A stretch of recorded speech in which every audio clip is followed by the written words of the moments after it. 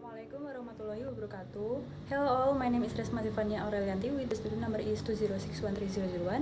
I'm from class D and today I'm going to do an interview with the title is Pregnancy and Delivery. Jadi pada interview kali ini saya akan menginterview ayah saya. Beliau adalah seorang dokter spesialis kebidanan dan penyakit kandungan atau obstetri dan ginekologi.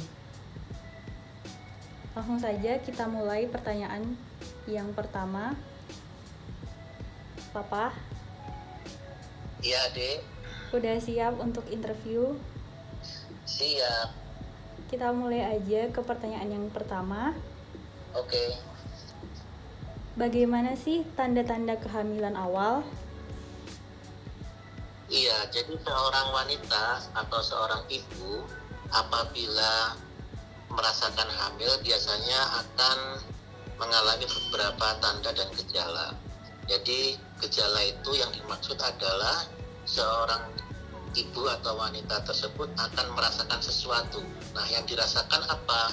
Yang dirasakan adalah pada awal kehamilan sering mual dan muntah, atau yang disebut sebagai morning sickness, karena kejadian mual dan muntahnya cenderung dominan terjadi pada pagi hari.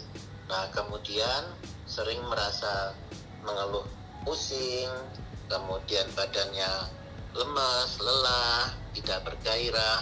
Itu sering gejala yang atau yang dirasakan seorang ibu hamil. Sedangkan pada tanda-tanda yang bisa diketahui dari seorang ibu hamil adalah bahwa dia mengalami keterlambatan menstruasi.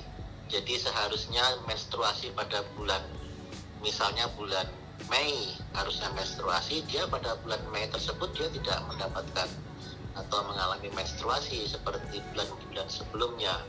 Dan apabila dia dilakukan pemeriksaan urin atau kencingnya pada pagi hari dengan alat untuk uji hamil yang sering kita sebut dengan pregnancy test pack atau test pack, itu akan didapatkan gambaran di test packnya garis 2 yang menandakan bahwa dia positif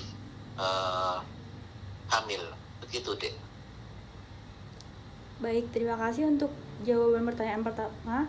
Kemudian kita langsung lanjut saja ke pertanyaan kedua, yaitu umur kehamilan normal untuk melahirkan itu berapa ya, Pak? Jadi seseorang ibu hamil itu akan dihitung mulai usia kehamilannya sejak dia mendapatkan menstruasi yang terakhir kalinya, bulan sejak dia mendapatkan menstruasi yang terakhir kalinya. Setelah itu akan dihitung perjalanan kehamilannya. Yang normal untuk proses kehamilan akan berakhir pada hitungan 9 bulan 10 hari pada hitungan orang awam biasa, atau kalau dikonversikan ke dalam minggu dia akan melahirkan di usia 40 minggu. Itu, Dek.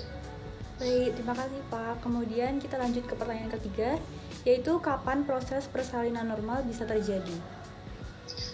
Proses persalinan yang normal atau kelahiran yang normal itu akan berlangsung pada usia matang hamil. Yang kita sebut usia matang hamil itu adalah pada usia kehamilan 37 minggu hingga usia kehamilan 40 minggu, yang atau sering kita sebut dengan aterm. Sedangkan persalinan yang tidak normal itu terjadi sebelum usia kehamilan mencapai 37 minggu, atau yang sering kita sebut sebagai istilah kelahiran prematur. Baik, Pak, terima kasih atas jawabannya. Langsung saja kita lanjut ke pertanyaan selanjutnya, yaitu tanda dan gejala apa yang dirasakan seorang ibu hamil jika akan melakukan persalinan? Seorang ibu yang sudah hamil tua di usia kehamilan 37 minggu hingga 40 minggu, dia akan sudah masuk pada tahap proses persalinan. Pada saat persalinan, pada awal proses persalinan, si ibu akan merasakan perutnya kencang-kencang atau merasakan kontraksi. kontraksinya ini berirama ritmis, jadi muncul setiap berapa menit sekali, sekian lama, dan proses kekuatannya semakin lama semakin kuat. Nah, setelah kontraksi muncul, maka kemudian akan diikuti dengan keluar lendir dan bercampur darah dari kemaluan. Dan setelah itu dia akan merasakan ada air, semacam air yang keluar dari kemaluan, dan itu adalah air ketuban. Nah, pada pemeriksaan itu apabila diraba bagian perut kehamilannya akan terasa keras, dan kerasnya ini merupakan kontraksi pada rahim yang kita sering sebut sebagai uterine contraction atau HIS. HIS ini akan semakin lama semakin sering dan semakin kuat, dan durasinya semakin panjang setiap kali muncul HIS-nya. Nah, setelah itu dalam waktu sekian lama nanti dia akan masuk dalam proses bayi lahir. Begitu, Dek. Baik, langsung aja kita lanjut ke pertanyaan selanjutnya. Bagaimana sih cara melahirkan itu, ada berapa macam? Untuk proses melahirkan atau cara seorang bayi itu lahir dari seorang ibu yang normal, dia akan melalui proses lahir spontan melalui jalan lahir, yaitu dari kemaluan vagina. Dan apabila proses persalinan ini tidak bisa berlangsung, maka ada alternatif berikutnya untuk proses persalinan, yaitu melalui operasi yang kita sering sebut sebagai operasi seksio sesaria. Begitu. Baik, terima kasih Pak. Langsung saja kita lanjut ke pertanyaan selanjutnya, yaitu tahap-tahap melahirkan. Ada tahap apa aja sih kalau mau ibu hamil mau melahirkan? Pada seorang yang proses persalinan berlangsung, tahap-tahapnya itu sering kita sebut dengan kala, istilah kala. Tahapnya adalah dengan istilah kala. Nah, kalanya ini ada 4, kala 1, kala 2, kala 3, dan kala 4.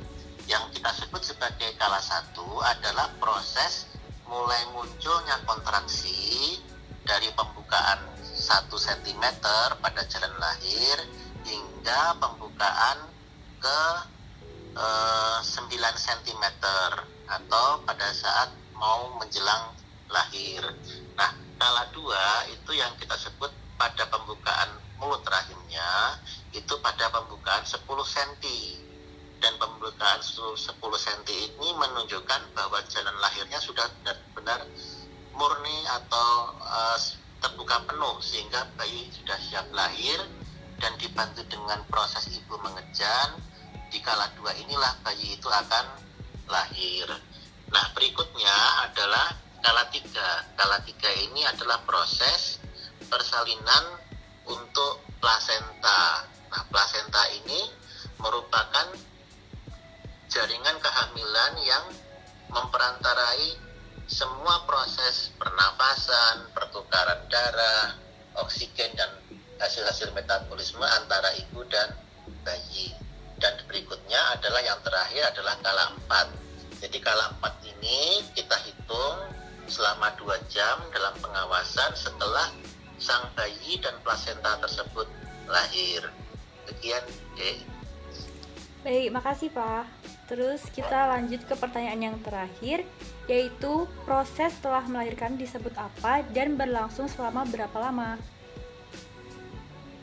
Kesempurnaan seorang ibu melahirkan itu tentunya tidak hanya sekedar melahirkan bayi dan plasenta tadi, tapi proses mengembalikan seluruh proses kehamilan ke keadaan seperti semula dalam kondisi seperti wanita tidak hamil, ini yang kita sebut prosesnya adalah dengan nifas.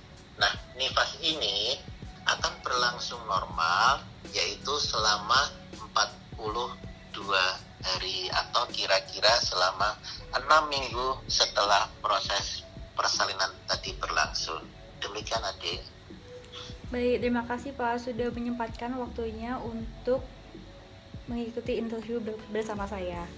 Sama-sama. Jadi sekian interview dari saya bersama ayah saya. Wassalamualaikum warahmatullahi wabarakatuh. Waalaikumsalam.